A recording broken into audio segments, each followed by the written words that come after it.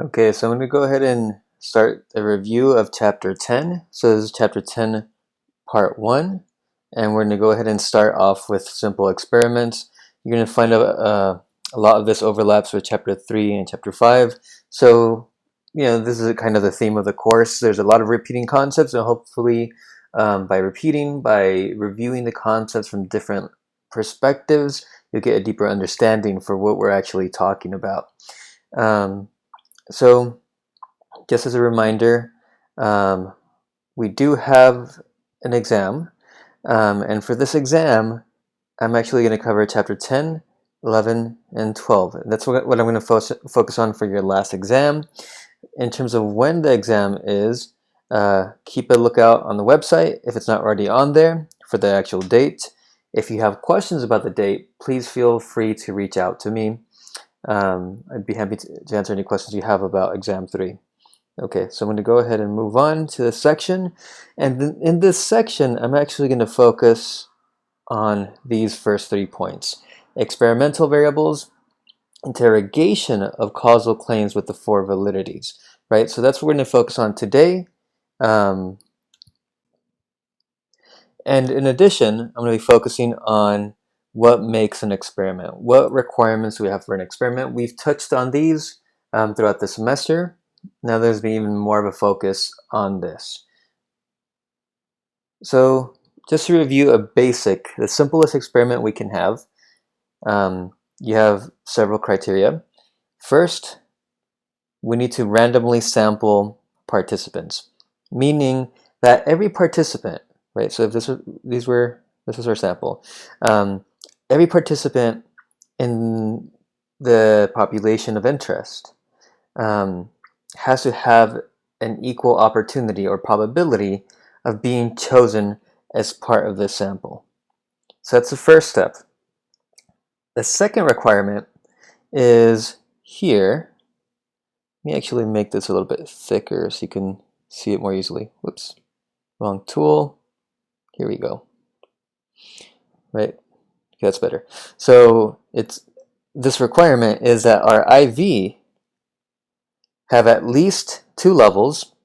You have level 1, level 2, and that our independent variable be manipulated. As a researcher, you should have the ability to manipulate this variable, which means I can assign these participants here to either condition A or condition B. Now, depending on the design of your study, the participants might experience both levels, but you choose which they experience, right? That is key to the study. So make note of that. And then we have one measure of the DV. Keep in mind, it's the same measurement for each group. They're just separate because this group in light blue went through condition B. This group in the purple went through this level of the experiment, condition A. So let me erase a bunch of these markings so I could also point out one thing to you. Okay, I want that off. Great. So keep in mind, oftentimes I'll be switching between condition A, and level, condition, and level.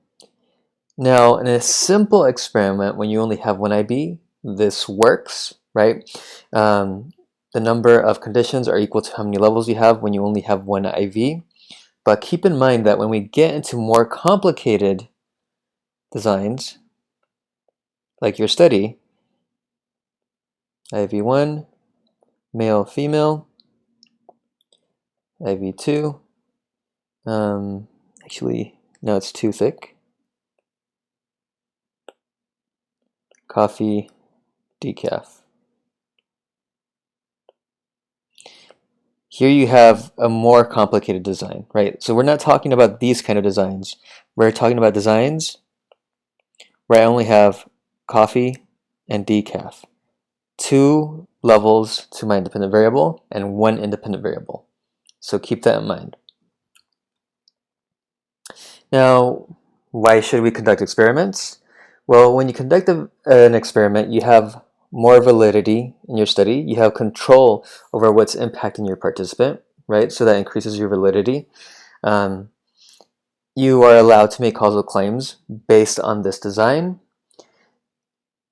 You can generalize your findings to more people, right? So you're more likely to be able to generalize what you found to everybody in your population of interest, right? So if you're working with teens, and you can generalize your findings and say teens tend to have this experience.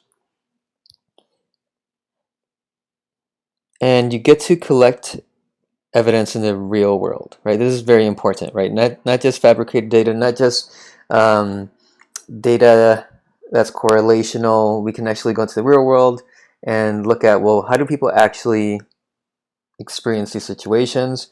And this type of design, the experimental design, is deemed to be the most scientific design, right? So keep that in mind. At least in psychology, we tend to put a lot of weight into this design. It's not the only approach, right? But it's definitely one of the more empirical ones in our field. At least that's the way it's seen. And then just to review, well, what is an experiment? Well, we tend to use this language in everyday, we tend to use this word in everyday language, right? I'm experimenting with a new hair color, things like this. Experiment has to focus exactly on that design I told you. You have random sampling and at least one manipulated IV. There's more things to it, right? We'll go over this, but you have to have at least these components to even start considering this design, this study as an experimental study. So keep that in mind. When we're mentioning experiment, we're focusing on a very specific study design. We have to manipulate the IV, and then we're measuring at least one DV, right? So you have at least one manipulated IV and one measured DV.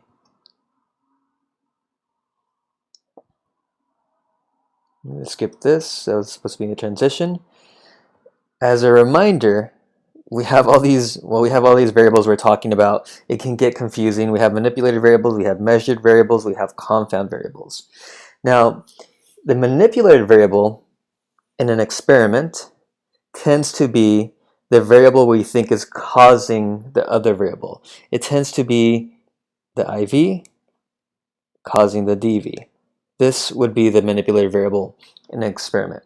What did you change regarding the participant's experience to see how it impacted the DV? The measured variable here has to do with variables that are only measured. You're only asking participants to report their experience. You're only observing their experience. You're not changing their experience. So it might be, how stressed do you feel? How many calories did you eat? It might be, what's your GPA? It might be, did this person help a person in need? The DVs can vary, right? But they're all measured variables in this type of study design. Now keep in mind, this is specific, but this example here, being stressed, doesn't always have to be a DV, right? There's no specific type of experience that's always a DV. Sometimes it might be an IV or DV, depending on how the researcher incorporated this variable into the study. If I'm just telling you to report your stress, then it's a DV. If I created an experiment where some people get a very high stress situation and some people get a low stress situation, and I assign people to those two different conditions, then it's manipulated, right? So in this case, that second example I give you regarding stress, that would be manipulated. So read the question carefully, see how it's framed, see how the researcher incorporated that variable into their study. Now, a confound variable, yes, we've gone over this several times, but as a reminder, is any other variable that can provide an alternate explanation regarding what's influencing your DV, or it might be actually influencing both your IV and your DV, right? So keep that in mind. This confound variable we do not want.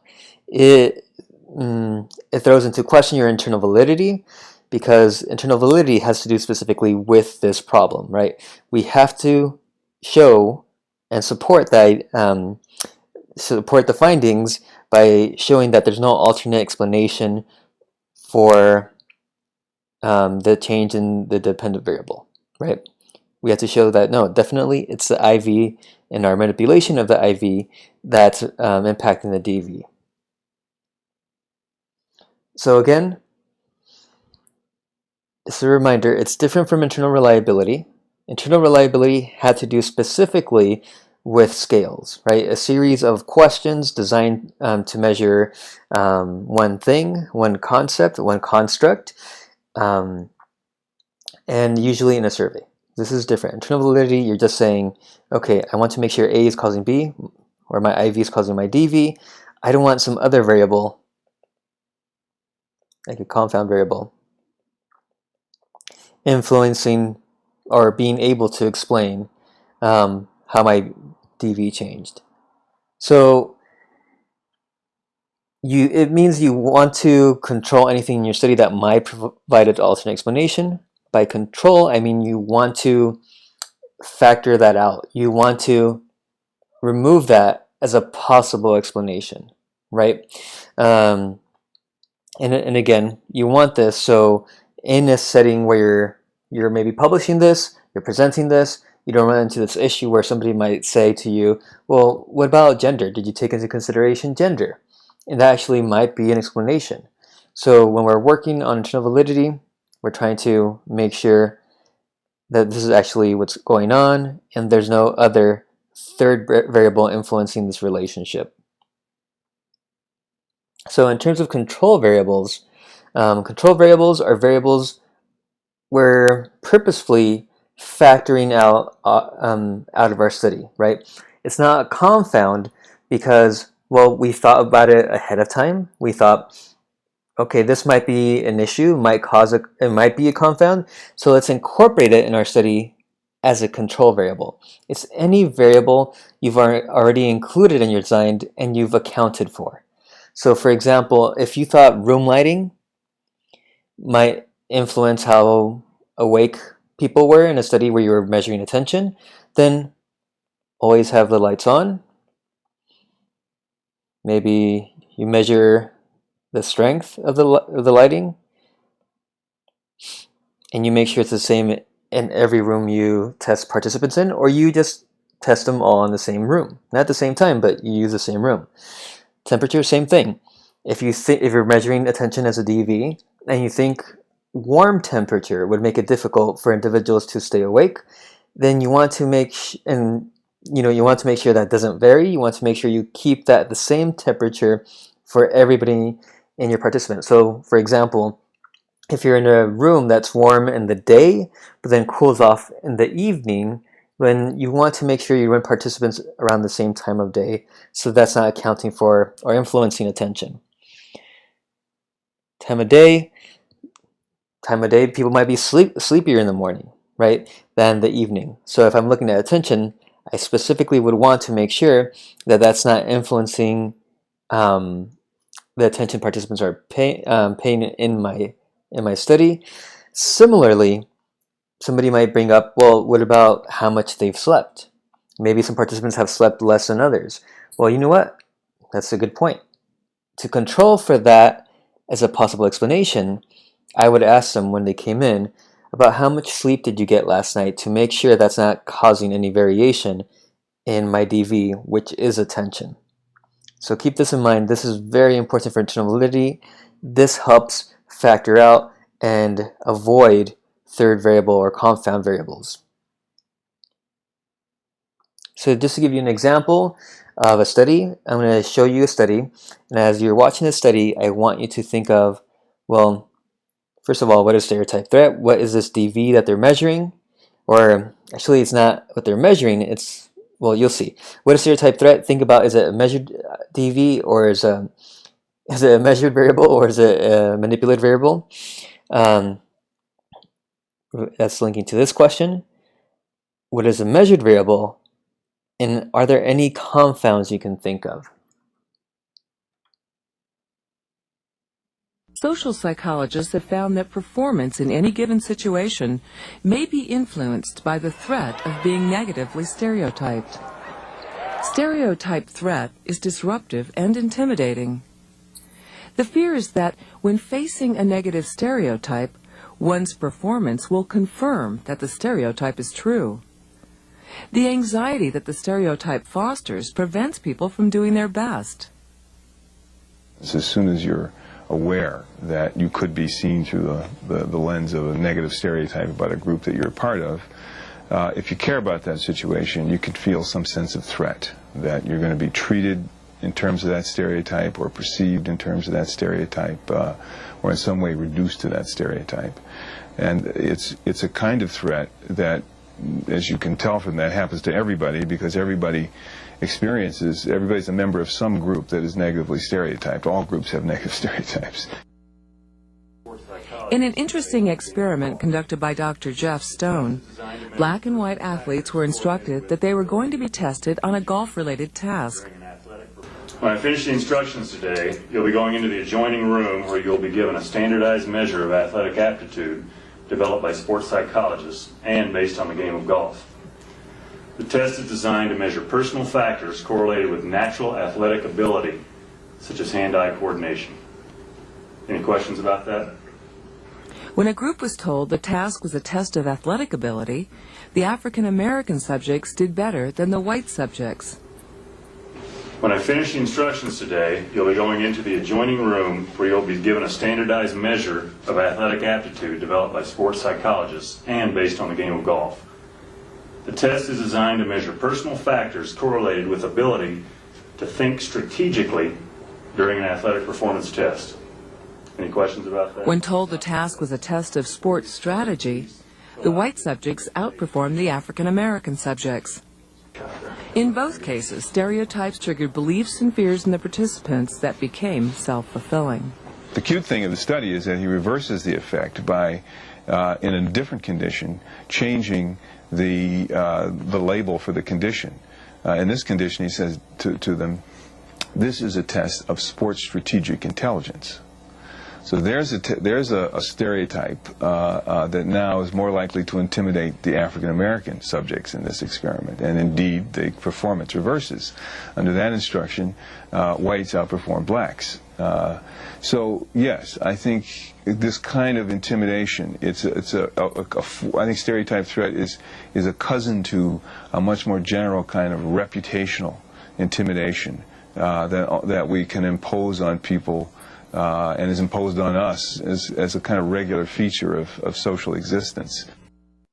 Okay, so on your own, take some time to review this video. Think about, well, what are the variables? Are there any manipulated variables? What are the measured variables? And see if you can figure that out in the study. We'll talk about it more later.